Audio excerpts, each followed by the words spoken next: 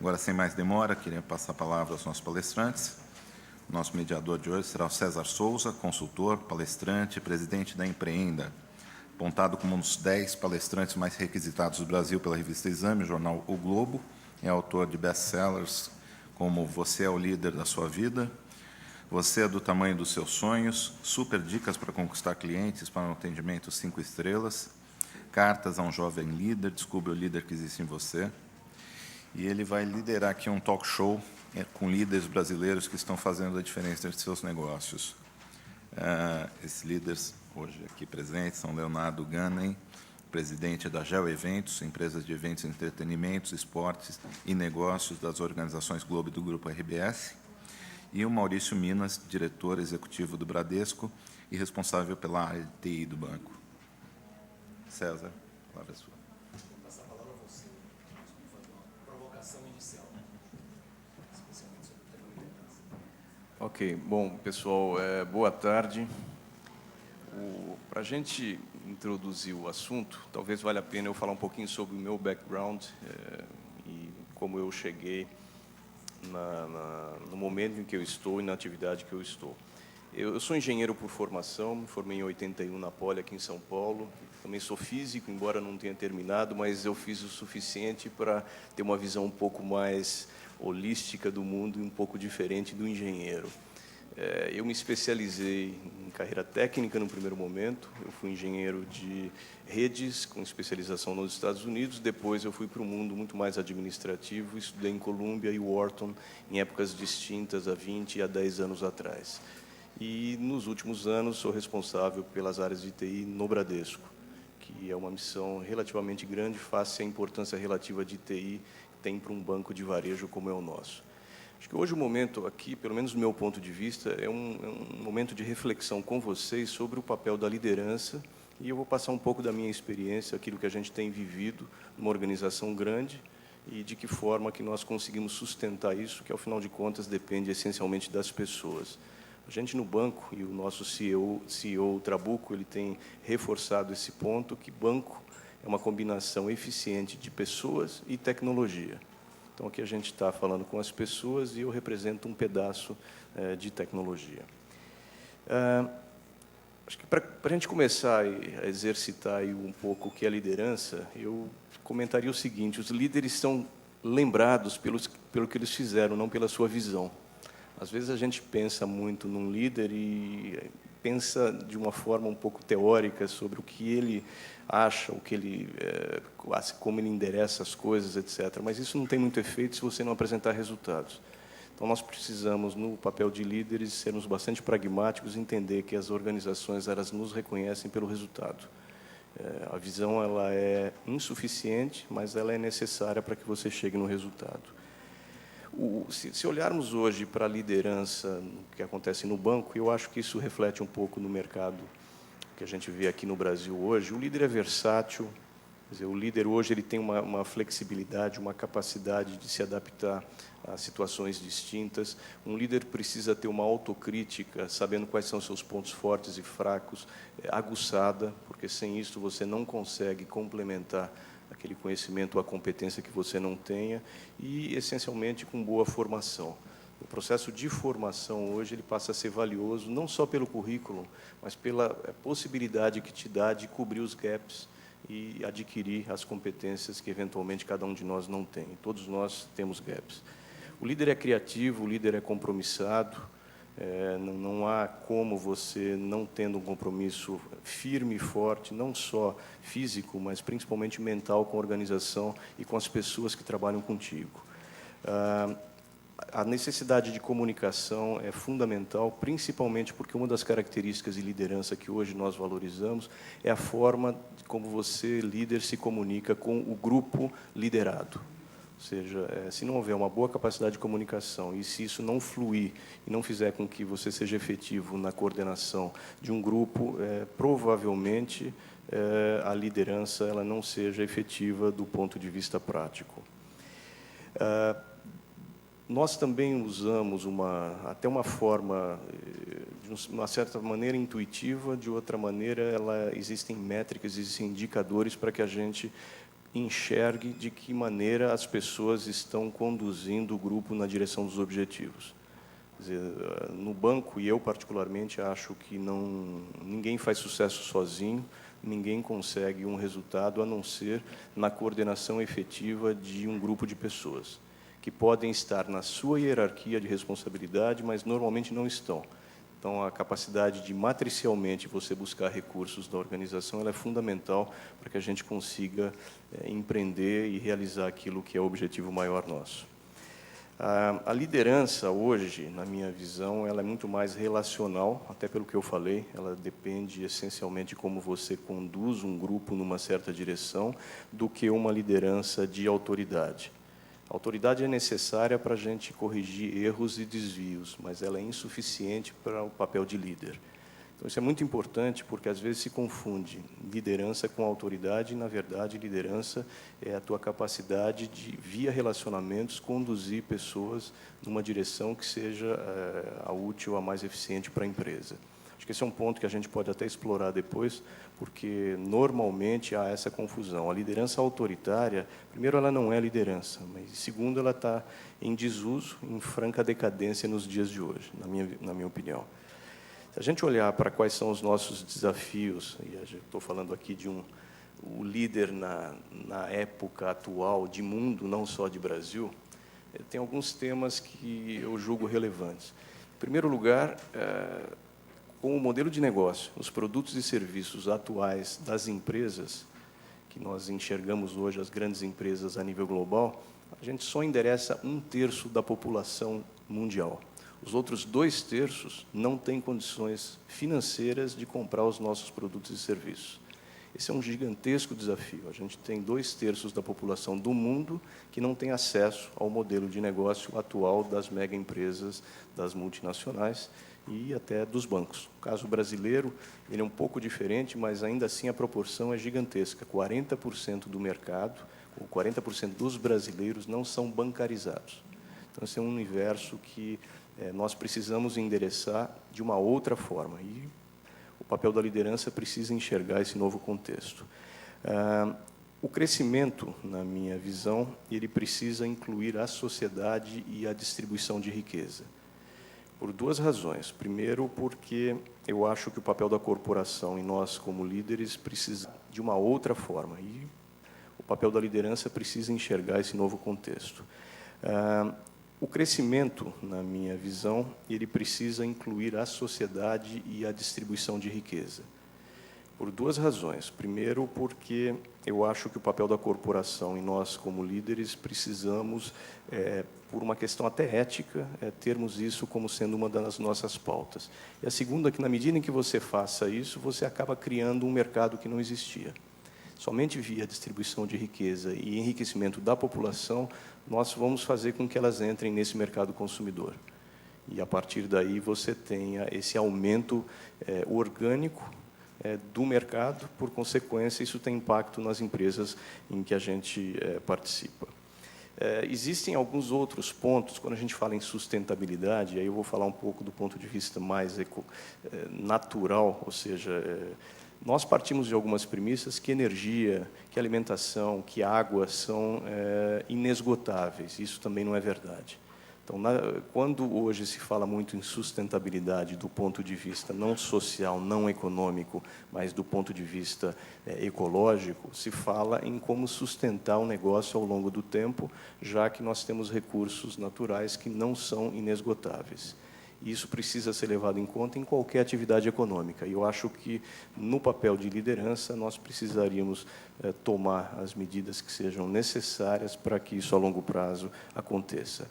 Um outro tema, outro dia eu ouvi, numa conversa com uns conhecidos nos Estados Unidos, uma expressão que eu ainda não tinha ouvido, mas reflete muito bem o desafio de hoje, que é youthquake, ou seja, um terremoto provocado pela juventude.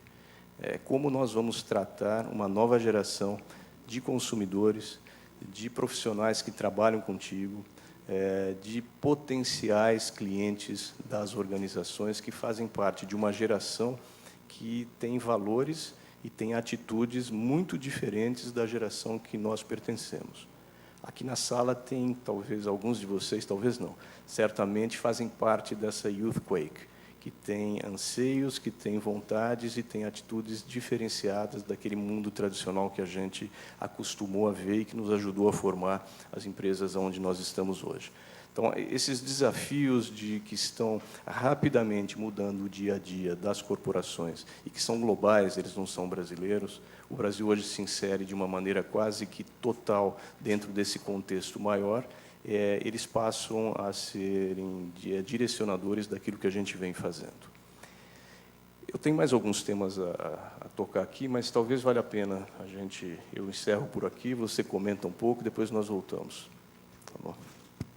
Bom, boa tarde, pessoal. Eu também vou começar dando um pouquinho do meu pano de fundo aqui, pessoal, e depois entrar no nosso desafio lá na GEL. Acho que, como você, Maurício, eu também venho de um background um pouco diferente. Você tem a sua física, eu sou biólogo, só que eu fui biólogo por 10 anos e trabalhei em 2 universidades americanas nesse setor. E, invariavelmente, as pessoas me perguntam como é que você fez o salto de biologia para um negócio que parece tão distante. Mas eu acho que a resposta passa até por algumas coisas que você tangenciou. No fundo, se você resolve bem problemas, o processo mental através do qual você resolve problemas é o mesmo, seja ele um problema científico ou um problema numa empresa.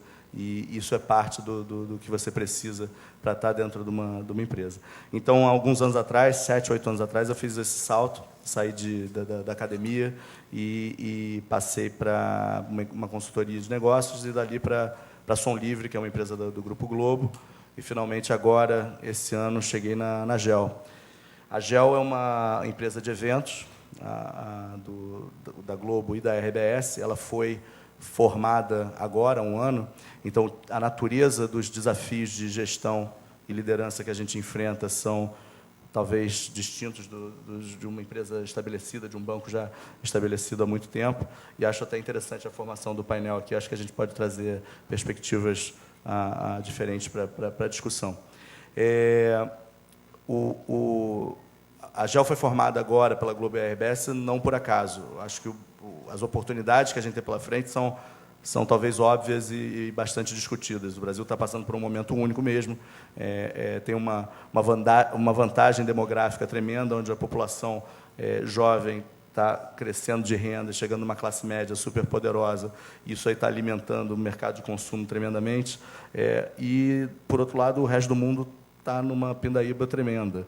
Como diz nosso amigo e conselheiro aqui da HSM também, o Paulo Guedes, o que a Europa e os Estados Unidos estão vivendo hoje não é uma crise, é uma mudança de paradigma. E quando esse negócio sair do outro lado, o mundo não vai ser o mesmo que a gente viu até agora. O Brasil tem uma grande chance de dar um salto quantitativo e qualitativo se a gente não perder tempo com besteiras e politicagens bobas. Então, nesse contexto que a GEL foi formada, entendendo que novos meios de comunicação, novas maneiras de se comunicar com o consumidor estão disponíveis e se tornando mais viáveis. Quando você olha para as nossas empresas-mãe, tanto a Globo como a RBS, o que elas fazem é colocar conteúdo de qualidade em contato com uma audiência e vendem esse relacionamento de um conteúdo de qualidade com uma audiência para um patrocinador, para um anunciante, no caso deles. A GEL é exatamente a mesma coisa, sem um tubo de TV no meio. Então, é uma extensão natural para empresas que já são muito dominantes e líderes nos setores delas. Agora, essas são as oportunidades, e foi nesse contexto que a gente foi fundado. Os grandes desafios, eu acho que para uma startup como a nossa, no setor em que ela está, eu acho, se eu tivesse que apontar 2, eu apontaria os seguintes. Trazer formalidade para um mercado que é historicamente informal no Brasil. E é informal por uma razão, paga ser informal. Você consegue, ao ser pequeno, não pagar a tremenda carga de impostos que você tem, então é naturalmente fragmentado esse mercado, naturalmente informal. Óbvio que eu não estou falando de grandes eventos como a HSM, mas eu estou falando, por exemplo, dos milhares e milhares de shows sertanejos que estão acontecendo esse mês Brasil afora e que se incluem nesse bolo que a gente quer participar. Então, um dos grandes desafios nossos é como trazer formalidade para esse setor. E o outro, voltando ao assunto de gestão e liderança, são pessoas. Esse é um setor que foi fundado por grandes empreendedores, por visionários que definiram e criaram as empresas deles, né? Só para citar sei lá, o Medina, com o Rock in Rio há 20 anos, foi um visionário ao fazer o primeiro festival daquele tamanho, e se arrebentou para fazer esse festival, teve que trazer artistas numa época que ninguém trazia, e foi uma confusão. Então, esses são grandes empreendedores, mas são pessoas que naturalmente existem por elas mesmas, e elas tocam as próprias empresas. Quando você está formando uma empresa como a GEL, achar profissionais treinados, executivos treinados, habilitados para entender os desafios e trazer essa formalidade que eu falei para o setor é muito difícil. Esse talvez o nosso grande desafio de gestão, encontrar as pessoas certas, encaixá-las nos lugares certos, para que a gente tenha uma empresa bem funcional. Bom, então acho que é isso. Também vou deixar por aqui para a gente começar o nosso bate-papo. Uma boa noite a todos. Estou no papel hoje aqui de moderador, não é de debatedor, de instigador, e vou tentar instigá-los, mas também encorajar a participação de vocês, de fazerem palestras. Não é todo dia que a gente pode estar tão próximos de duas pessoas como vocês e realmente poder perguntar e ter uma conversa mais informal, vamos dizer assim. Que não é uma palestra que você tem que formular perguntas por escrito, quer dizer, que a gente pode perguntar, discutir. Eu acho que esse formato é ótimo, propicia isso. Mas, antes de fazer a minha primeira provocação, eu também preciso situar, não é? O contexto, a minha perspectiva, eu também acho ótimo, que ela é complementar e bastante diferenciada. Eu venho de uma posição... durante 20 anos, eu fui executivo de uma grande empresa aqui no Brasil, que foi a Odebrecht. Eu comecei na área de recursos humanos, quando a empresa estava começando, né? Em 1978, eu era do que se chama hoje a geração Y. Quer dizer, eu entrei na época com 26 anos de idade, era a geração Y. Fui o primeiro diretor não engenheiro do grupo, numa empresa de construção. Depois, minha carreira migrou para planejamento estratégico, depois para a área comercial, eu fui para a área internacional, e acabei indo para 7 países. Meu papel era ajudar a empresa a abrir mercados no exterior. Então, eu fui para a Argentina, Peru, Equador, Chile, Angola, Portugal e Estados Unidos, onde eu morei 11 anos, indo no projeto Greenfield para começar a operação da empresa, estabeleceram lá. No dia que eu completei 20 anos, eu mudei a minha carreira, né? Tomei uma decisão de mudar. Então, eu fico pensando assim, hoje, para nós, não é? Provavelmente para você, seguramente, para mim, passar 20 anos numa empresa é uma coisa bastante normal. Acho que para alguns que estão aqui. Mas você falar com uma pessoa hoje de 26 anos de idade, você vai fazer uma carreira e vai levar 20 anos dentro da empresa, como estar afugentando pessoas. Porque o que eu vejo desse pessoal, e que abordando o tema da liderança, você falou no Youth Cake, eu acho essa uma expressão fantástica, né? O terremoto dos jovens, da geração Y. Você falar hoje uma pessoa, uma perspectiva de carreira de longo prazo, aliás, a palavra carreira já assusta. Ninguém quer saber de carreira, quer saber de oportunidade. Outro dia eu estava discutindo com o pessoal da revista Exame e você S.A., sugerindo que mudasse o prêmio de Best Place to Work para Best Place to Grow. Acho que as pessoas estão atrás de Best Place to Grow, o melhor lugar para crescer, não apenas para trabalhar. Então, essa perspectiva mudou bastante, as pessoas numa velocidade grande, querendo tomar decisões, e eu acho que o papel do líder principal é de criar oportunidades para essas pessoas, né? Nos últimos 10 anos, eu tenho trabalhado mais em consultoria, montei a minha empresa aqui, tenho trabalhado com várias empresas aqui no Brasil, tentando ajudar a montar estratégia, desenvolver líderes, esse tipo de coisa, que sempre a pergunta inevitável é, você monta uma estratégia e a pergunta, tem gente para cuidar? Eu quero me internacionalizar, tem gente? Eu quero ir para o Nordeste, abrir, porque está bombando, Nordeste, Centro-Oeste, tem gente? Eu quero diversificar minha linha de produtos, tem gente? Sempre e nunca tem gente. Aliás, numa pesquisa aqui com a HSM, que nós fizemos o ano passado, a Empreenda, que é a minha empresa com a HSM, 1.065 CEOs foram ouvidos, e a pergunta inevitável O senhor ou a senhora dispõe de líderes para fazer face a esse bom momento da economia nacional e para a execução da sua estratégia? 71% disseram não. Então, esse é aquilo que a gente sempre falava intuitivamente, o apagão da liderança, eu posso hoje quantificar. 71% dos CEOs dizendo, não tenho gente, líderes em quantidade e qualidade necessária para executar a minha estratégia. Não é? E não é só no nível de liderança. Quando eu falo liderança aqui, não é o presidente de empresa nem diretor, estou falando em todos os níveis. Estou falando em todos os níveis. E a escassez, de modo geral, de pessoas qualificadas é enorme em todos os níveis também. Ontem, num outro evento aqui, estava com o José Carlos Grubsic, que é o presidente da ETH, e ele contando como é que estava transformando faxineiras em operadoras de máquinas agrícolas. Porque eles estão com 9 usinas, moagem de cana, produção de álcool, etanol. Há 4 anos atrás tinha 0 de pessoas, hoje tem 15 mil pessoas. E parte do papel dele de capacitação é usar a entre-safra para treinar faxineiras e transformar em operadoras de máquina, porque senão, no Centro-Oeste, lá em Mato Grosso, Goiás, não sei o que lá, não tem onde buscar. Então, acho que esses são alguns dos dilemas que nós estamos vivendo. Quando você aborda muito bem o aspecto da liderança, esse outro wake, eu acho que tem um aspecto da escassez, tem um aspecto da mudança de valores e de pensamentos das pessoas, e tem um aspecto de como identificar, desenvolver, engajar esses líderes Y da geração Y. E eu gosto de usar a palavra engajar, porque quando o pessoal fala em retenção, eu sempre recomendo, quando for falar com o pessoal da geração Y, não fala, pelo amor de Deus, a palavra retenção, porque eles ouvem detenção. Quando fala retenção, o pessoal ouve detenção. Então, fala engajar, que fica mais claro, assim, para o pessoal, e nós temos que criar oportunidades para o crescimento dessas pessoas. Eu acho que esse aqui é um grande desafio. Como é que a gente constrói uma empresa empreendedora a tal nível que vai criar oportunidade de crescimento para as pessoas que, daqui para frente, não quererão mais passar, como eu passei, 20 anos para poder chegar numa posição executiva de comando de uma determinada área ou de uma determinada unidade. Acho que esse aqui é o grande desafio. Então, essa é a pergunta que eu faço, né? Aqui aos meus amigos, ambos com cabelos um pouco grisalhos, eu com menos cabelos. Eu acho que nós somos... Tem gente aqui da geração Y, tem outros que são da nossa geração, de nós 3 aqui, que é a FY, que é a Forever Young. Nós somos dessa geração Forever Young. Então, não é, Bia? Nós somos dessa geração Forever Young. Então, a pergunta é a seguinte, como é que nós, da Forever Young, vamos realmente lidar com e criar oportunidades, desenvolver, engajar essas pessoas?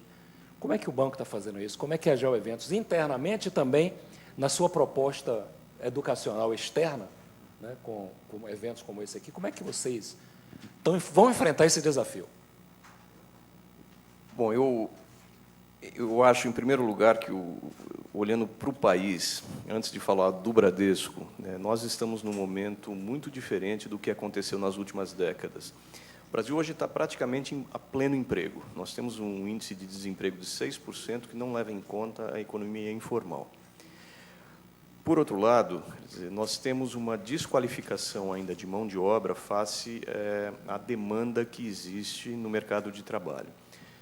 Por outro lado, nós temos uma desqualificação ainda de mão de obra face à demanda que existe no mercado de trabalho.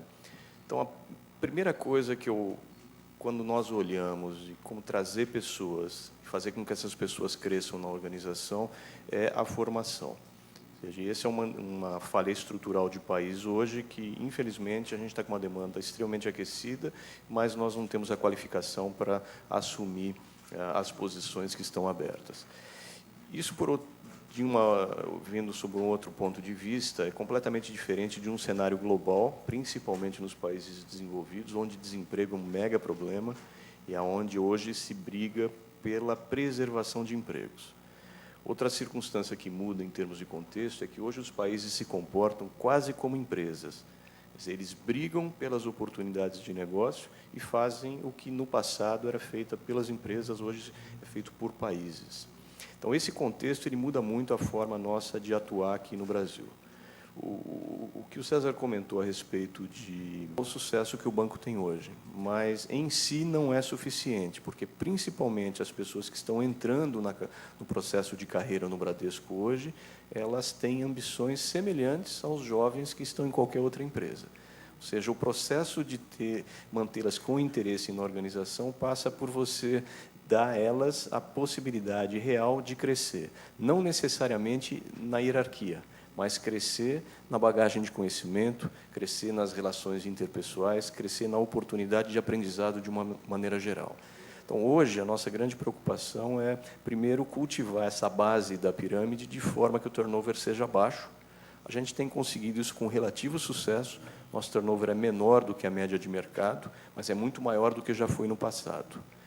E depois nós temos uma preocupação de formar bons gestores que, no futuro, vão ser potenciais líderes na organização. A questão gestão, hoje, para nós, é tão crítica que existem programas específicos, porque nós, sabidamente, temos carência interna e externa. Um banco do tamanho do Bradesco, nós subcontratamos muita atividade, principalmente na área de tecnologia, que eu sou responsável por isso. Quer dizer, tem um processo de subcontratação de boa parte da cadeia de valor. E nós sentimos a dificuldade na gestão, tanto do nosso lado, mas principalmente por parte dos fornecedores. Então, eu acho que nós acabamos, no Brasil, criando empresas que, em função da velocidade com que o país cresceu, em função das oportunidades que existiram no passado, elas puderam prescindir de alguns pré-requisitos que, nos dias de hoje, eles são fundamentais. Um deles é a capacidade de gerir corretamente projetos, gerir corretamente processos, de forma que a produtividade ela continue em ritmo crescente. Então, eu diria que essa é uma preocupação fundamental de como formar essas pessoas dentro e fora da empresa. E, a nível de liderança, para esse cenário que a gente vem discutindo aqui, não basta, ou pelo menos não é suficiente, as competências que foram acumuladas até aqui. Quer dizer, as competências acumuladas elas foram suficientes para que os líderes chegassem onde eles estão e trouxessem as empresas aonde elas estão. O próximo passo vai exigir muito mais do que isso. Eu comentei algumas características na fala introdutória, mas existem outras, como, por exemplo, inovação. Eu acho que o Brasil ainda é pobre no processo de inovação. Não porque as pessoas não conseguissem fazer isso, mas principalmente porque nós, nas organizações, não criamos um ambiente adequado para que se inove. Existem exceções. Eu acho que, ouvindo o teu discurso, o discurso do Leonardo, vocês são uma empresa que, aparentemente, tem usado processos inovadores de uma forma mais massiva. Mas, no caso de um grande banco, isso precisaria fazer parte da nossa cultura. Então, nós não deveríamos perder o contexto do que está acontecendo no país e o que está acontecendo a nível global, para que a gente coloque as pessoas que trabalham nas nossas organizações focadas nesses processos transformacionais. Eles realmente são grandes e vão fazer com que quem conseguir passar por isso, cobrindo esses gaps de competência, e enxergar o que está acontecendo e for efetivo na implementação, consiga, de uma forma rápida e eficiente, assumir o papel, inicialmente, de bons gestores e, como consequência, de bons líderes no processo de crescimento de carreira.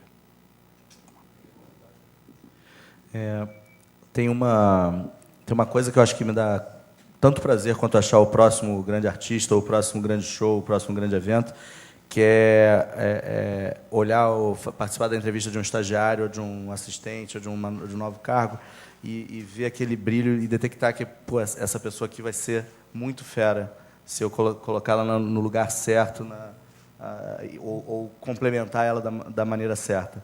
Isso dá você identificar essa pessoa e depois acompanhar o progresso dela dentro da empresa é uma das coisas que dá mais prazer para um líder, para um diretor, para uma pessoa que já está lá há mais tempo e pode contribuir para esse crescimento. E eu acho que essa proximidade é uma das coisas que também, do outro lado, são vistas como uma grande vantagem de se estar ali na empresa. Tanto na Som Livre como na GEL, eu acho que a resposta para manter essas pessoas que a gente identifica e vê que são pedras preciosas ali no bolo de gente que a gente conhece no dia a dia, acho que o segredo para que você não caia no negócio da detenção. E aqui, claro, eu estou falando de um outro aspecto de uma empresa que está vendendo educação, alegria, está vendendo, que tem que ter uma atmosfera necessariamente distinta. A maneira como a gente mantém essas pessoas, eu acho, tendo uma fluidez tremenda dentro da própria empresa. A gente é organizado por projetos, a gente é organizado por grandes movimentos, né? Então, agora eu tenho uma equipe toda dedicada ao Lollapalooza, um festival de rock. Então, as pessoas que estão ali estão hipermotivadas. Essas mesmas pessoas vão estar no festival evangélico Promessas daqui a outros tantos tempos. Esse tipo de fluidez interna e a manutenção de uma atmosfera para cima, com o tipo de coaching e proximidade necessário, eu acho que são anseios pelo lado da geração Y, são coisas que eles demandam da gente e que me dá um prazer tremendo a propiciar, e acho que são grandes atrativos, acabam segurando essas pessoas mais tempo na empresa. E elas mesmas atraem, né? Depois que você cria uma massa crítica desse grupo bom ali dentro, eles puxam, né? O boca a boca, o Facebook, os Facebooks e os Twitters da vida atraem pessoas. Daqui a Ou pouco afastam também. ou Quando afastam não também. gostam, afastam. É verdade. O negócio funciona nas duas direções. Então, mas depois de criada a massa crítica, eu acho que a coisa flui naturalmente. Quando também crio aquela comunidade, dizia assim, eu odeio tal empresa, igual a cliente também, quando se manifesta, né? Quando o cliente se manifesta contra a empresa, da mesma forma. Aliás, eu vi recentemente, estava na cerimônia aí da Companhia dos Talentos, a minha querida amiga Sofia Esteves, quando ela apresentou o resultado da pesquisa, né, com 44 mil jovens, as empresas dos sonhos para trabalhar, já estava embasado numa pesquisa. E uma coisa que me chamou muita atenção, que assim, a customização que está sendo exigida por esse jovem na relação do líder com ele ou com ela. Assim, o recado é assim, a individualidade. Eu quero ser tratado como um indivíduo. A customização, a individualidade da relação comigo. Eu não quero mais que você gerencie o cargo. Você precisa gerenciar o indivíduo. Esse é um recado importantíssimo. A gente está acostumado na customização do ponto de vista do marketing, né? Nós temos que ter produtos customizados para certos nichos de mercado, para certos tipos de clientes. Nós temos que aprender a ter customização também na relação líder-liderado. Eu acho que esse é um dado importante, né? Nessa relação. Uma outra, com o Robert Wong, que é um grande headhunter que tem aí. Um dia eu estava no almoço com ele, e ele todo queixoso, várias pessoas que eu fiz o recrutamento, coloquei em tal empresa, o cara só passou 6 meses e já saiu para outra. E foi 4 meses, saiu para outra, falou. Eu também, eu como consultor estou em várias empresas, é a queixa que eu mais recebo. O pessoal está assim, um ingrato, o cara entrou aqui, só passou 5 meses. Mas, Robert, lista aí, quem é que dos seus que você saiu? Ele listou um grande número, né? E eu também listei vários que eu conheci. Ele resolveu fazer uma brincadeira, veja só. Aí nós fomos para o escritório, fazer uma brincadeira assim, vamos fazer não é pesquisa, vamos auscultar o que está na cabeça dessas pessoas que saíram recentemente da empresa. E aí começamos a perguntar com muito cuidado, assim, olha, aqui não é nenhuma consulta oficial. Tudo bem, falando, tudo bem, não é consulta oficial. Só estou querendo fazer assim, uma sondagem que eu estou fazendo, uma curiosidade, sobre o que você saiu de tal empresa, não foi recentemente? Foi. Se você recebesse um convite para voltar para trabalhar lá, você voltaria? Não estou fazendo um convite oficial, só estou lhe perguntando, você voltaria? O que é que disseram? Não? 92% disseram voltaria. Desde que não fosse para trabalhar com o mesmo chefe. É um recado e tanto. Ou seja, os caras se demitem. E eu aprendi, para mim, foi assim, um MBA em gestão de pessoas e em liderança esse dia. Essa brincadeira de tarde com os 40 ou 50 telefonemas que a gente deu. O MBA, porque para mim eu aprendi assim, o cara não se demite da empresa. O cara se demite do chefe. É ali que está a relação. Quer dizer, aí aquilo que você falou. Exige do líder um negócio incrível. Carreiras vão continuar existindo, claro, carreiras vão continuar existindo, mas nós temos que construir nossas empresas um projeto de carreira tal que tenha uma flexibilidade e tenha uma oportunidade de crescimento que essas pessoas se identifiquem com o significado, com a causa. Eu acho que essa é a provocação. E aí volto num ponto, eu concordo contigo, eu havia mencionado que nós não devemos confundir a liderança autoritária com a relacional. Quer dizer, esse nível de resposta dos 92% que voltariam com um chefe distinto, porque provavelmente o estilo de gestão dos chefes que estavam relacionados a essas pessoas era muito mais autoritário do que relacional. Com certeza. E hoje, se o líder não tiver esse poder de mudança, tanto em função do contexto do que está acontecendo, mas principalmente porque as pessoas têm anseios diferentes E quanto mais jovem, mais isto é diferente, ele não se torna um líder. Ele dificilmente vai cumprir o seu papel dentro das organizações. Então, a gente, no dia a dia, no papel de liderança, o tempo que se dedica a você fazer gestão de pessoas, ele é cada vez maior. Isso, em princípio, pode soar antiprodutivo, mas, na prática, se você conseguir fazer com que todos entendam o que você está comunicando e, por sua vez, o que a empresa espera de cada um dos liderados, você está ganhando produtividade, está ganhando tempo e não perdendo. Agora, é muito difícil fazer isso no dia a dia.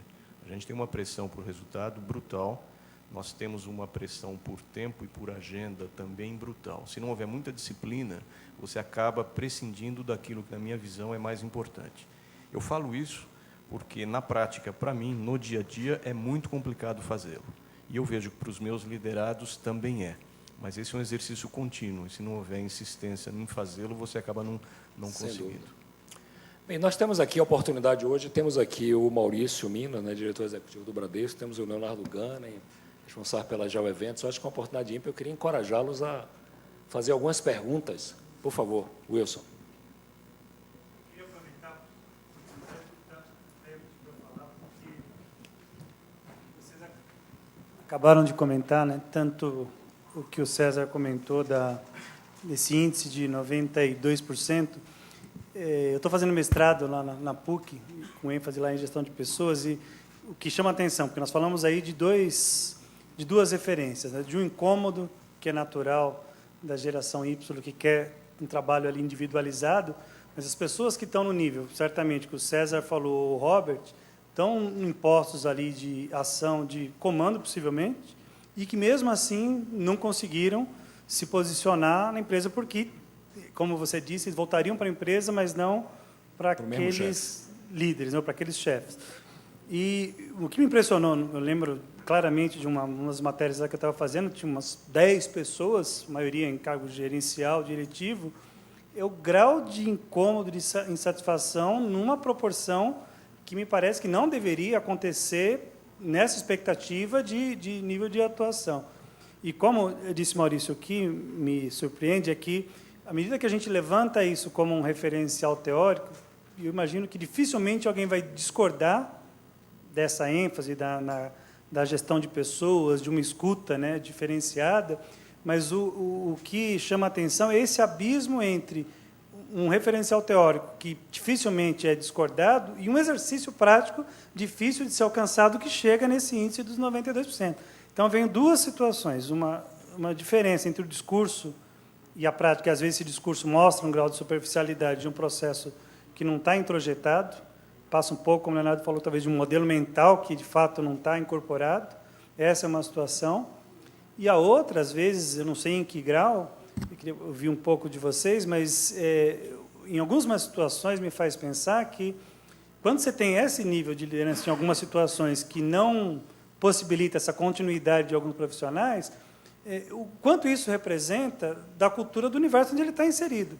Porque eu imagino que, teoricamente, é difícil que uma ação de gestão como essa dessas pessoas que saíram consiga florescer ou permanecer durante tanto tempo se isso não estiver inserido dentro de um contexto de consciente ou inconscientemente permissividade dentro da cultura. Então, às vezes eu fico com esse questionamento.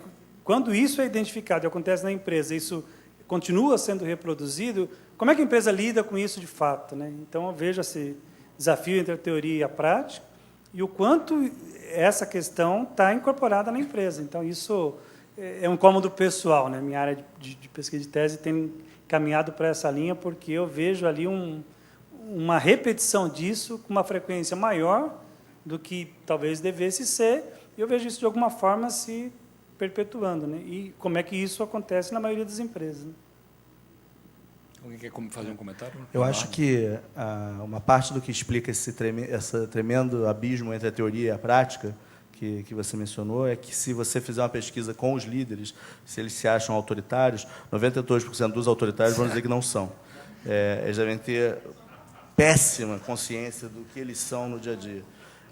E isso é verdade, né? E agora, como é que você muda isso? É dificílimo. Acho que, na verdade, isso acaba criando a cultura das empresas. Quando você olha uma empresa e vê...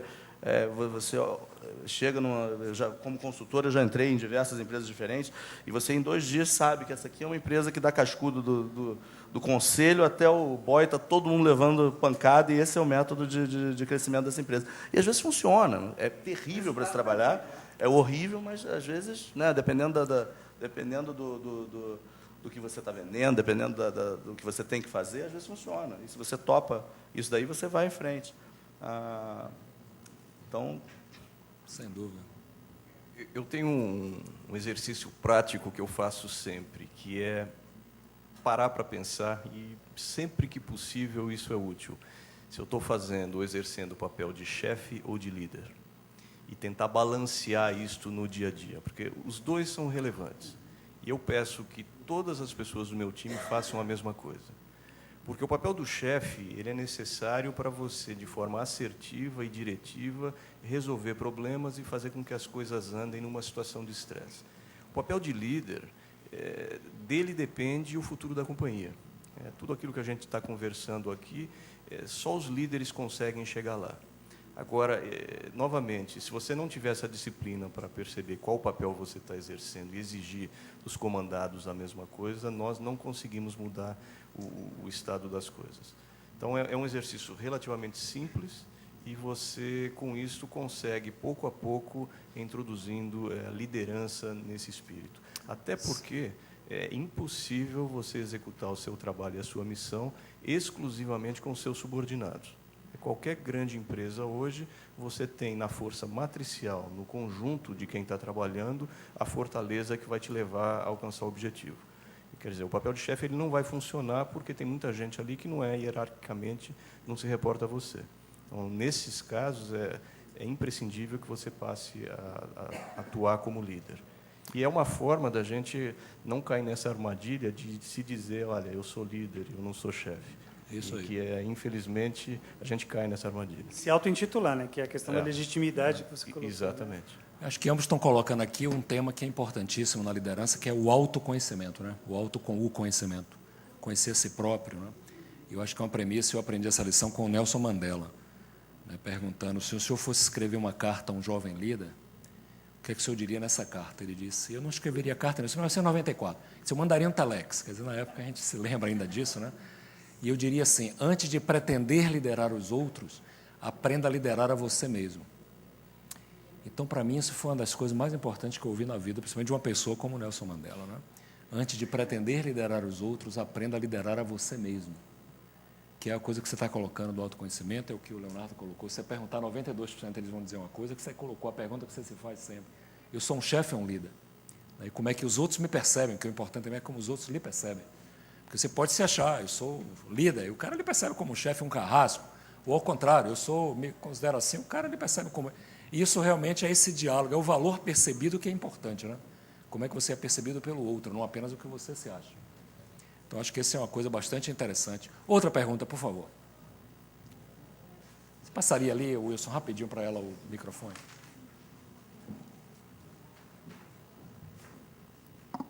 Acho que eu vou fazer um comentário um pouco polêmico aqui, mas a gente tem discutido liderança há muito tempo, né? Eu, teoricamente, sou da tal geração Y, mas me considero mais uma New Young, Forever Young, né? Como você colocou, acho que se adequa mais. Muito me preocupa, como profissional de recursos humanos, essa figura do super-herói da liderança, né? Acho que a gente coloca isso o tempo inteiro como o líder, como sendo essa figura, o super-herói. E aí entra gerações novas, independente de quem seja, uma questão de expectativa em relação a isso. Então, discute-se que o líder tem que ser um líder servidor, um líder... Eu até discordo um pouco quando a gente fala que um mau líder, talvez não é só a questão de ser autoritário, ele pode ser um líder indiferente, ou simplesmente um líder que não se importa. Então, isso é um julgamento de valor que a gente faz, né? Mas o peso que a gente dá, esquecendo que somos todos seres humanos, antes de qualquer coisa, temos os nossos defeitos, e que a gente, às vezes, esquece de alinhar expectativas no momento de uma contratação. Então, por exemplo, a gente, às vezes, nesse caso de 92% abandonaram seus líderes, e, às vezes, isso poderia ser evitado como? Num contrato inicial, onde você conversa com seu futuro chefe e fala o que você espera de mim como líder e o que eu espero de você como subordinado.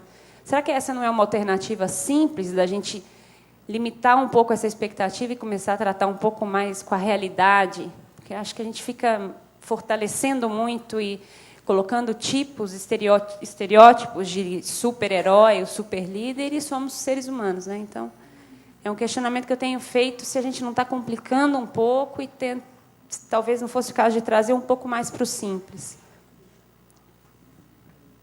Eu acho que você tem razão.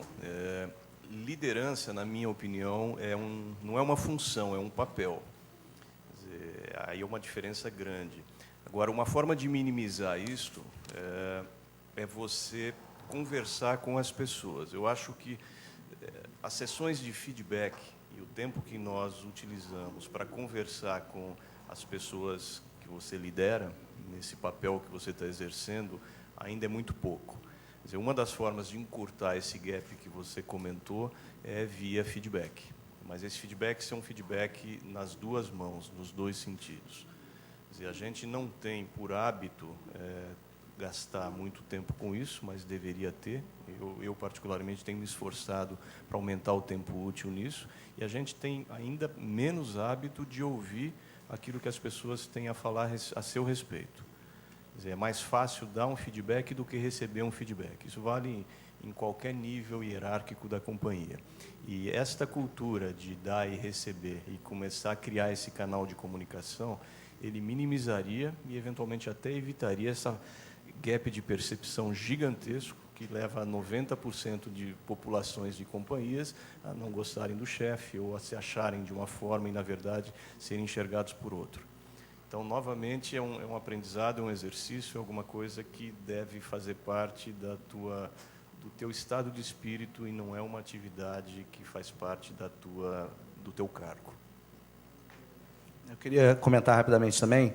Eu acho que quando a gente fala do líder super-herói que você colocou, a gente tem na cabeça talvez uma figura mais hierárquica de empresa, com a árvorezinha lá toda feita. E no dia a dia, como o Maurício falou, liderança é um papel e ele não é relacionado com essa árvore, com ter sempre as respostas. Ao contrário, eu acho que quando eu vejo uma pessoa chegar para a equipe e falar, gente, eu não tenho ideia de como a gente vai resolver esse problema. Eu quero sentar aqui com vocês e tentar entender como é que a gente vai sair. Esse é um cara que está num papel de liderança ali, ao assumir que ele não tem a menor ideia do que ele vai, do próximo passo. Isso é papel de liderança. A liderança é usar os melhores recursos ao redor, é integrar esses recursos, é tirar o melhor. Não é exatamente estar numa função de chefia e exercer essa função. E essa separação é muito importante e ela vem tangenciando aqui, a gente vem tocando nesse ponto ao longo da conversa. Então, só queria deixar claro que, quando a gente está falando de liderança aqui, não estamos falando sobre o líder super-herói que tem todas as respostas e que... Nem o cargo, né? Nem o cargo. Nem o cargo. Está em todos os níveis. Aliás, como eu falei antes, você identifica um bom líder num estagiário, muitas vezes. Muitas vezes. E o que eu vejo hoje na maioria das empresas é a dificuldade de identificar líderes, supervisores, coordenadores, em toda a organização. Quer dizer, eu estou convencido assim, as empresas vencedoras no futuro, elas não poderão ser mais apenas fábricas de produtos de qualidade ou de serviços, elas têm que ser fábricas de líderes de qualidade, fábricas de líderes em todos os níveis. Eu vejo algumas empresas grandes que eu tenho acompanhado, o caso da Odebrecht é um caso bem típico. Hoje a Odebrecht tem 150 mil pessoas, 65 mil da geração Y, 35 mil com menos de 27 anos de idade. A grande conversa com o Marcelo, que você conhece muito bem, ele é um rapaz de 40 e poucos anos, na posição de liderança hoje, é assim, quem vai estar em 2020, né, e 2025? Dentre esses, são 35 mil pessoas de 27 anos, são esses que vão estar em 2020. Mas não no lugar dele, necessariamente, mas vão estar nos níveis realmente que contam, que é quem faz com que a empresa ande, como que eu tenho certeza que no Bradesco ou em qualquer instituição, o que faz com que a empresa ande não é só uma cúpula da diretoria, você dá um rumo, é um certo nível. Aí tem gente que é quem faz acontecer no dia a dia, como na Joevenda e assim por diante, né? As pessoas, a pirâmide está sempre invertida nessa história. Embraer, tenho feito um trabalho na Embraer notável assim. Tem 4.000 engenheiros da geração Y da Embraer em São José dos Campos. 4.000 engenheiros, imagina o que é isso. Formados no ITA, altamente qualificados. Aí o Fred Curado, fez 50 anos sábado passado, disse assim, bem, nós estamos trabalhando no plano estratégico para 2025, porque é longo prazo, né? A aviação é longuíssimo prazo. Então, 2025, onde é que a gente vai estar? Está lá a visão. Pô, mas 2025 eu tenho 50, eu vou ter 65. Eu tenho 50, eu sou jovem. Tem vários que têm 58, 60. Os caras não vão estar aqui, eu vou estar saindo. Dentre esses 4.000, quem vão ser os 15 que vão estar na diretoria da empresa? Porque lá também não se contrata fora. Lá é carreira. O cara vem do ITA, entra no programa de estagiário. Como é que você faz isso? Em todos os níveis. Mas aí, para o cara chegar lá, você tem que formar aqui. E eu concordo assim, plenamente com você, assim, eu estou absolutamente convencido. O líder heróico já era, entendeu? A gente fica esperando o salvador da pátria, o cara que vem, o líder que vai...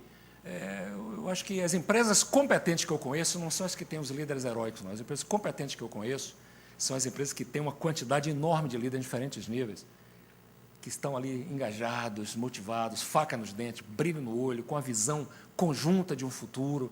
E esse líder heróico, às vezes, é quem mostra o rumo, quem define, quem tem uma visão, quem mostra as coisas. Né? Mas a coisa está muito ali, na base, no dia a dia. A liderança é isso. A liderança não é um fenômeno, a liderança é uma coisa corriqueira. Quando duas pessoas estão juntas, a liderança está acontecendo. E não é só de cima para baixo. Né? Quem tem filho pequeno aqui? Vocês entendem o que é que eu estou falando, não sabe?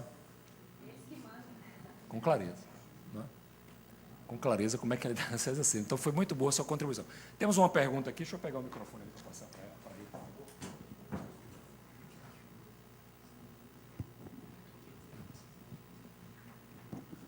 Boa tarde. Voltando ao assunto que vocês abriram, o debate, acho interessante. Eu tenho 27 anos, sou jovem, aspirando a crescer. A pergunta é, como é que você vai motivar as pessoas da minha geração, ou mais novos que eu, de 18 anos, a ter interesse na empresa, não só pela parte financeira, porque eu mesmo tenho 27, eu não quero esperar 10 anos para ter uma vida melhor, para ganhar bem, para ter a ascensão profissional.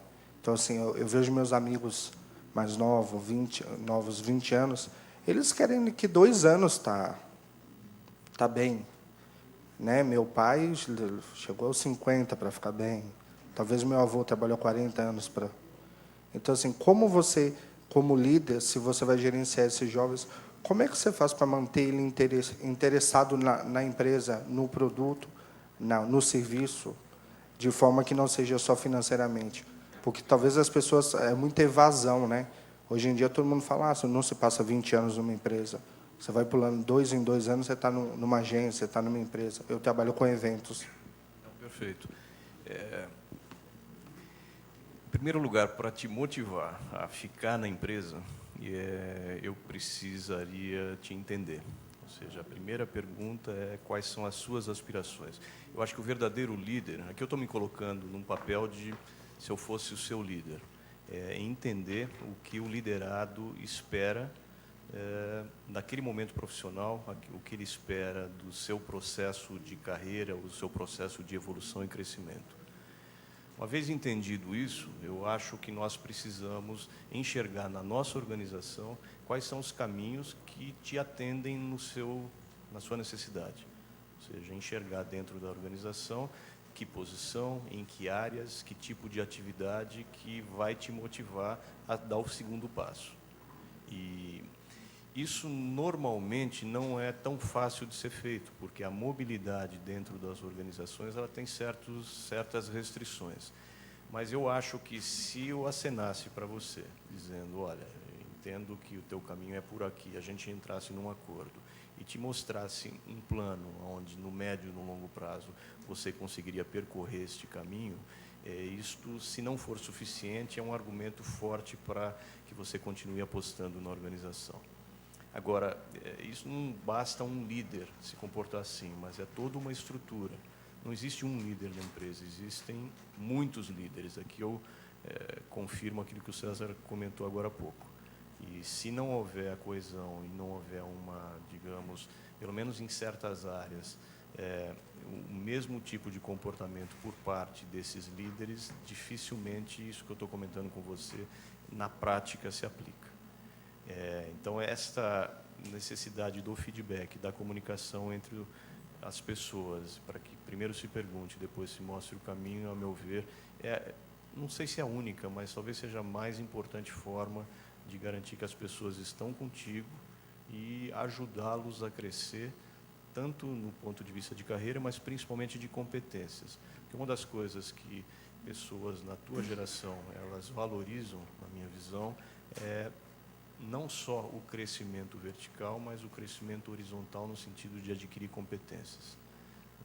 Minha preocupação seria te formar como profissional, idealmente para trabalhar na minha empresa, mas potencialmente você poderia ir para o mercado.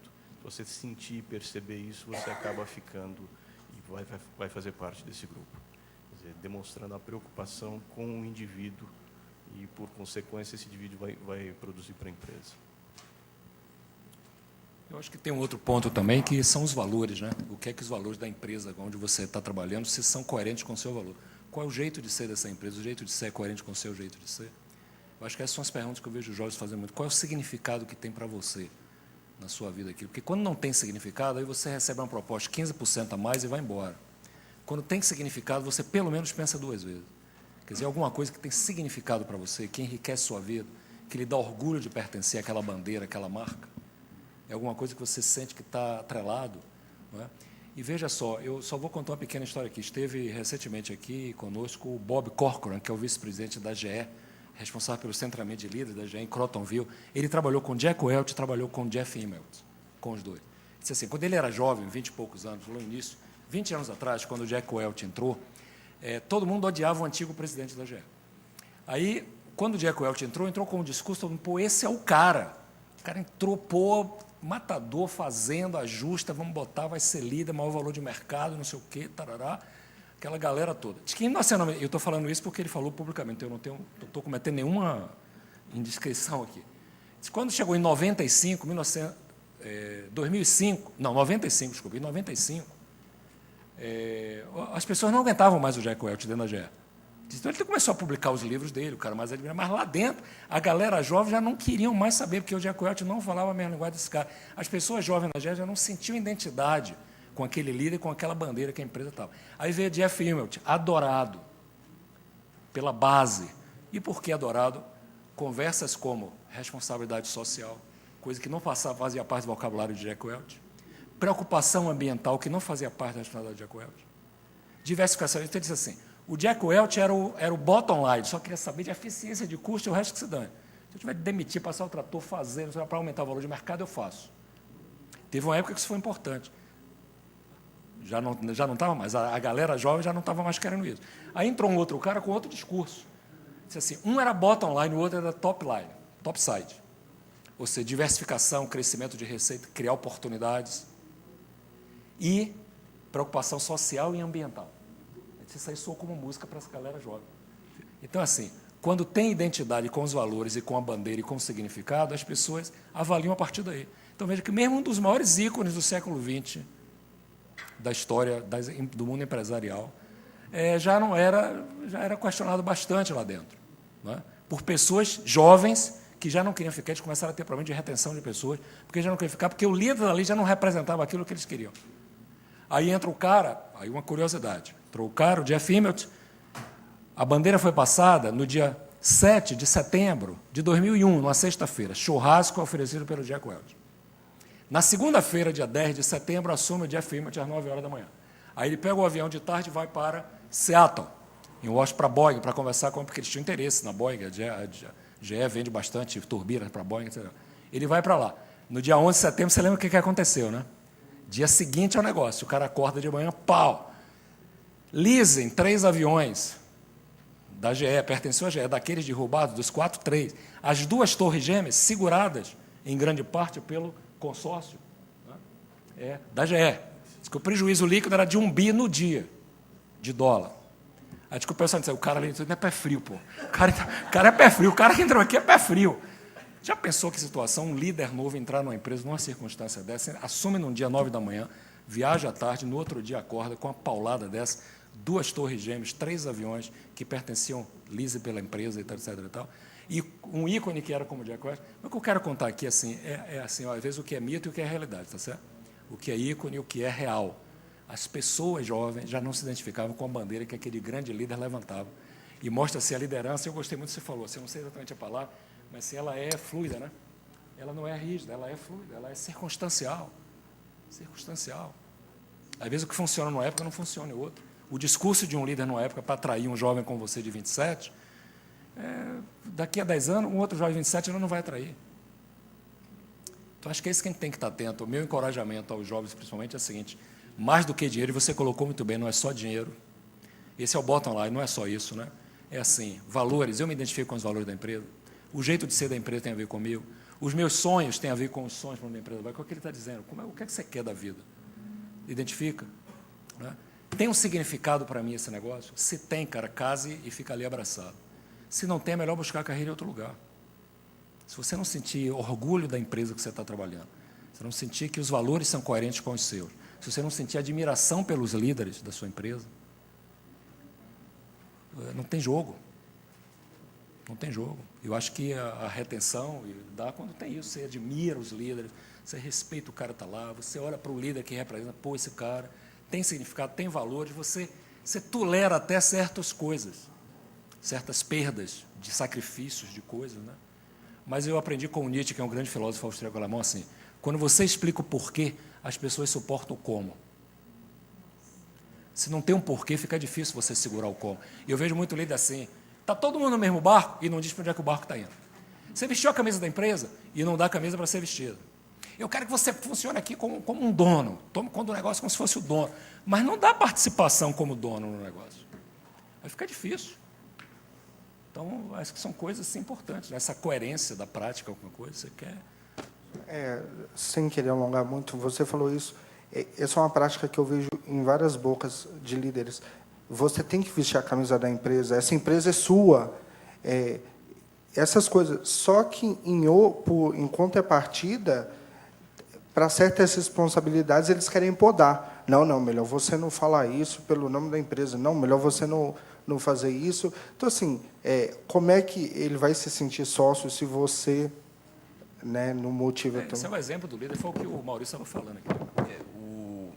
Os americanos têm uma expressão que eu acho que resume muito bem isso que a gente está conversando, que é o walk the talk. Ou seja, você precisa fazer aquilo que você fala. Um verdadeiro líder não deveria dizer nada que ele não possa cumprir.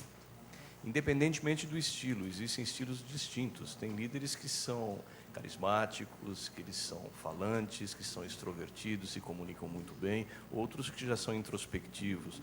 Mas a característica básica é você lidera na medida em que as pessoas olhem para você e acreditem naquilo que você está falando. E elas só acreditam se perceberem que o que você fala é o que você faz. Então, o exemplo, a referência no papel de líder é fundamental. Você não tem sustentabilidade ao longo do tempo se você não walk the talk, se você não fizer aquilo que você está dizendo que vai fazer. Então, essa história de vestir a camisa, realmente, para vestir a camisa, você precisa dar a camisa. Você ser dono, você precisa se sentir como dono e precisa, de fato, ser visto como tal pela própria empresa. Então, a gente não pode criar um mantra se ele não puder ser executado, se isso não fizer parte dos valores da cultura da empresa. E tinha um tempo que isso até era impossível. Você ainda ganhava um tempo, assim, com o discurso. Hoje está tudo online, cara. Hoje só queria complementar também com um comentário.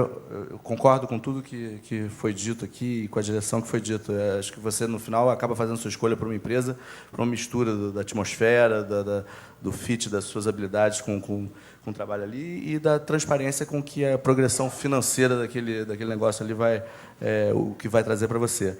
Mas isso é uma mão dupla também. Do outro lado, a gente está sentado ali esperando realmente que a pessoa rale, e eu espero no estagiário uma trabalheira mesmo. E a coisa mais chata do mundo é o cara que está ali há 6 meses e vem, pô, e aquele aumento, não sei o quê. Esse é o cara que, para mim, já perdeu todos os pontos. Você tem que mostrar muita relação antes de chegar lá. E eu tenho pouca simpatia por pouca relação. Então, isso é uma mão dupla. A gente, de um lado, a empresa e os líderes têm que ser transparentes mesmo no que querem, no que oferecem e na progressão, e do outro, a gente está esperando uma quantidade de trabalho, dedicação e de vestir a camisa de verdade também razoável. E não se pode simplesmente delegar para a empresa toda essa responsabilidade. Obrigado. Você primeiro, seguida aí. Ok. Boa tarde, meu nome é Adriana. A pergunta é para você, Leonardo. Como é que a GeoEventos está se preparando para a Copa e para as Olimpíadas? Eu acho que, como todas as empresas no setor, a gente está de olho ali. Óbvio que a gente está posicionado para operar eventos da Copa e das Olimpíadas. A gente fez o primeiro evento da Copa no Rio, que foi o Preliminary Draw da FIFA, foi a GEL que fez. Isso é parte do nosso posicionamento junto à FIFA, do nosso relacionamento lá, assim como tem competidores nossos também. O Abel Gomes levou lá o bid pela cerimônia de abertura e encerramento das Olimpíadas. Então, todas as empresas estão se posicionando. Eu acho que o mais importante nesse bolo não é a Olimpíada e a Copa. A gente fala muito sobre elas, mas, na verdade, são eventos pontuais de um mês. Ao redor desses eventos, esses eventos são sintoma de que o Brasil está num lugar diferente. Eles vieram para cá, tanto o Comitê Olímpico Internacional como a FIFA aceitaram trazer, com 2 anos de diferença, esses eventos para cá, porque o Brasil está especialmente posicionado para recebê-los. Então, esses eventos, eles não são fim, eles são um sintoma de que tem algo maior acontecendo. Então, eu estou me posicionando não só para atender as coisas on demand, que aqui e ali vão ter oportunidade, sim, sob demanda, da gente fazer um evento ou outro para a FIFA e para o COB, mas esse não é o bolo de dinheiro e de realização que você pode ter. É tudo que está ao redor, tudo que isso aí vai significar. Deixa eu tentar falar de modo mais específico. O consumidor brasileiro finalmente vai entender o que é uma experiência de ir a um jogo de futebol de verdade. O que é ir a um evento de verdade sem ser torturado na saída. Eu fui no show do U2 aqui no Morumbi, quando eu cheguei em casa, 6 horas depois, eu já tinha até esquecido o que eu tinha visto. Isso não é experiência.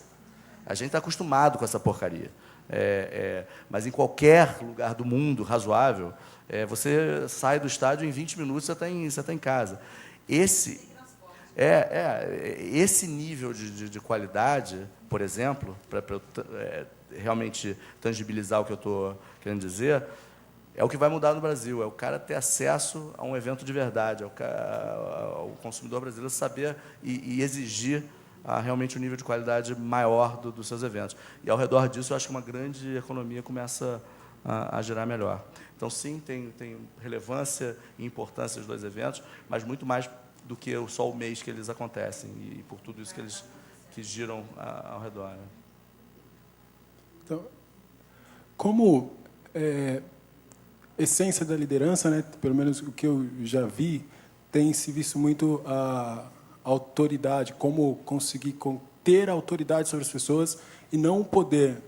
E aí a gente vê líder servidor, aquele que tem exemplo, né, que dá o exemplo, e aquele que tem uma empatia, que consegue conquistar a autoridade das pessoas. Tipo, é esse o caminho mesmo, para conseguir conquistar a liberdade das pessoas? É esse o caminho, dar o exemplo, ter uma profunda empatia?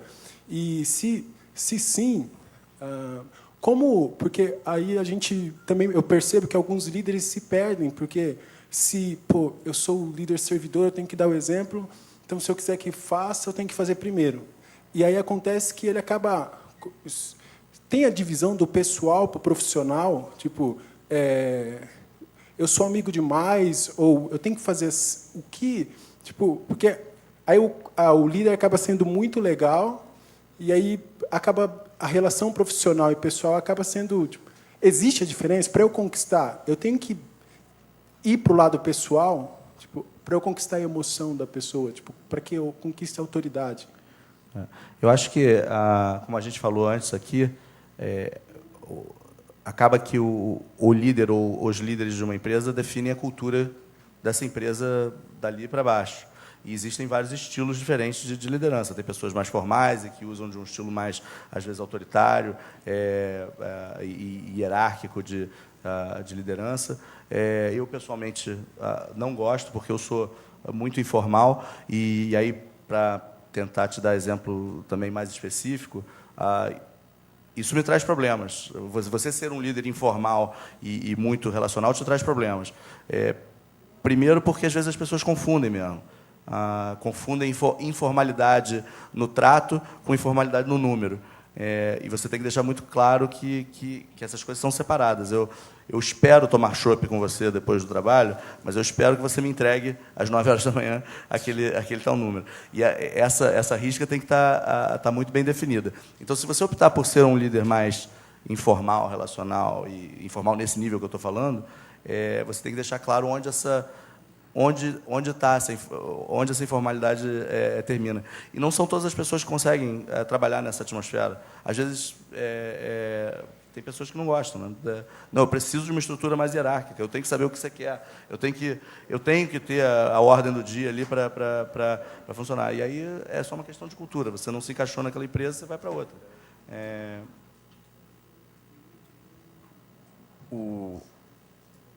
Voltando a um ponto, a liderança ela não pode ser confundida com a autoridade. Ou seja, a liderança é um processo relacional onde as pessoas acabam enxergando no líder alguém que vai indicar ou ajude a percorrer um determinado caminho, não de uma pessoa, mas de um grupo. Do ponto de vista de como se relacionar com os liderados, depende do estilo. O Leonardo falou que ele é mais informal, eu já sou um pouco mais formal.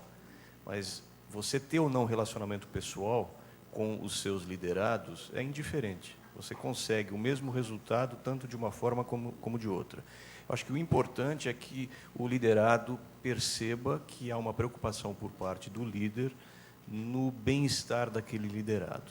Isso pode ser feito caso haja uma relação pessoal mais forte, mas também pode ser feito no âmbito profissional. Quer dizer, se um liderado perceber o meu líder se preocupa com o meu crescimento, ele presta atenção em quais são as competências que eu não tenho e me ajuda a complementar essa cesta de competências. Quer dizer, isso tem o mesmo efeito de alguém que, do ponto de vista pessoal, também te apoie em algum determinado momento. Agora, parte da liderança é inspiracional. Agora, numa empresa como hoje, quer dizer, pelo menos no caso do banco, um pouco é inspiração, mas é muito de transpiração. Você não chega a lugar nenhum, nem líder, nem liderado, se não houver, por parte dos dois lados, essa compreensão que vamos falar um pouco do inspiracional e vamos trabalhar muito para que as coisas se materializem. Aqui eu acho que o Leonardo comentou isso, a gente precisa ralar. Se não fizer isso em todos os escalões da empresa, as coisas realmente não acontecem, e cada vez mais. Eu queria só agregar uma coisa aqui, assim, por trás da sua pergunta, né? Não tem uma fórmula, entendeu? Não tem uma resposta clara, uma fórmula, assim, é melhor assim ou melhor assado. Tem líderes centralizadores que são ótimos, tem líderes formais ótimos, tem líderes informais ótimos, mas também tem líderes informais péssimos, também tem líderes participativos péssimos, eu conheço vários. Tem um mito assim de que tem um estilo ideal de liderança, aí muita gente tenta ser aquele estilo, e eu vejo que às vezes é uma violência que comete contra as pessoas, tentando fazer com que as pessoas sejam aquilo que não são. E aí, para mim, não tem uma forma, não tem um estilo ideal da liderança. É um mito que a gente deve esquecer um pouco, porque eu fiz muitos trabalhos com vários lugares do mundo, conheço milhares, escrevi alguns livros, fiz pesquisa sobre isso. Teve um último aí com 1.200 líderes nos 4 continentes, 1.200 líderes de sucesso. Nenhum deles chegou onde chegou porque tentou copiar alguém ou porque tentou ficar atrás de um estilo ideal, que é um estilo participativo, democrático, amigo, todo mundo. Não, conheço muitos assim que são boa gente, mas péssimo líder na condição do negócio, porque não rala o suficiente, não bota o pessoal para ralar o suficiente, não obtém resultados, são bons em gestão de pessoas e frouxos em resultado, péssimos em relação com parceiros. E tem ao contrário, o cara é bom de resultado, péssimo em pessoa, péssimo em parceiro. É toda uma química, né? Depende muito das circunstâncias, do momento de vida do cara, do momento de vida da empresa, os objetivos que você quer alcançar, quer dizer, não tem fórmula para isso. Mas o mito da fórmula pronta, não conheço nenhum que chegou onde chegou porque tentou copiar o modelo do outro ou porque foi atrás da fórmula ideal. Os bons que eu conheço são assim, eles pegaram o que tem de melhor em si e exponenciaram aquilo. Exponenciaram aquilo que eles são bons. Qual é a característica que eu sou forte? Eu sou bom disso, cara. E aquilo, eles se tornaram craques naquilo. E com isso eles conseguem uma adesão muito grande, conseguem ter as pessoas ao seu lado. Aliás, isso me lembra uma outra coisa, que assim, a imagem do passado que a gente tem de líder é assim, o cara vai na frente e vai um bando de gente atrás. O líder forma seguidores. Eu prefiro uma imagem diferente. Não é que, para mim, o líder, ele não tem gente atrás de si. O líder competente tem gente em torno de si. Veja que imagem completamente diferente. Uma coisa é o líder que vai na frente e tem gente atrás. Isso funcionou muito, durante muito tempo, com sucesso, porque o mundo era assim, só que o mundo está em transe, o mundo está em reconfiguração. E esse modelo de liderança, do cara ir na frente e esperar que as pessoas vão atrás, não sei se vai funcionar. Eu acho que as pessoas, o líder competente, para mim, cada vez mais, e eu tenho visto vários, assim, ele tem gente em torno de si, não atrás de si, mas em torno de si, ele inspira pelos valores, ele inspira por uma causa, por significados. Ele bota para quebrar em termos de resultado. Todos os líderes competentes que eu conheço são obsessivos quanto a resultados. Fazem mais do que eu combinava. Não tem negócio que eu bati meta. Bater meta não é coisa de líder. Eu bati a meta do mês, eu bati a meta do ano. Os caras fazem mais do que eu combinado. Surpreende pelos resultados. Não só quantitativos, às vezes resultados qualitativos. Formam outros líderes, que os dois falaram aqui muito bem também. Quer dizer, o líder do passado, assim, ele formava seguidores, ele tinha gente atrás de si, o negócio dele era bater meta. O que eu vejo o líder do futuro, assim, ele tem gente em torno de si, forma outros líderes não seguidores, fazem mais do que o combinado, estão num patamar diferente, entendeu? Mas tiram a força de dentro de si. Muito da relação que ele falou, relacional, que é da emoção, desse vínculo, que eu acho legal. Mas tem que ter um equilíbrio, não é? Entre o que é formal e o que é informal, o que é o relacionamento pessoal, íntimo com os liderados. Ontem eu vi uma palestra aqui do Mário Serrati, o dono da Serrati, que é empresa aí de mortadela, na área de alimento, que ele terminou uma palestra dele colocando assim, boas cercas, bons vizinhos. Ilustrando com uma forma muito simples a coisa assim da parceria, do líder com o liderado, das coisas, boas cercas, bons vizinhos. Você tem que colocar limites no grau de proximidade que você tem das pessoas. Que você coloca, às vezes, tudo levado em excesso acaba virando um problema. Entendeu? Mas foi excelente sua pergunta, mas pensa nisso, não tem um modelo ideal. Enquanto que tem de melhor dentro de você, descubra o líder que tem dentro de você, dê gás ao que você tem de melhor. E procure ser o melhor do mundo naquilo que você tem de melhor. Você vai conquistar as pessoas. Entendi, obrigado. Obrigado. Diga, Maurício, desculpa eu interromper. Não, ia só eu fazer um comentário que é, novamente, contextualizar o que nós estamos vivendo, não no Brasil, mas o que está acontecendo no mundo. 2/3 da população global está na Ásia e o continente que mais cresce em termos de população é a África.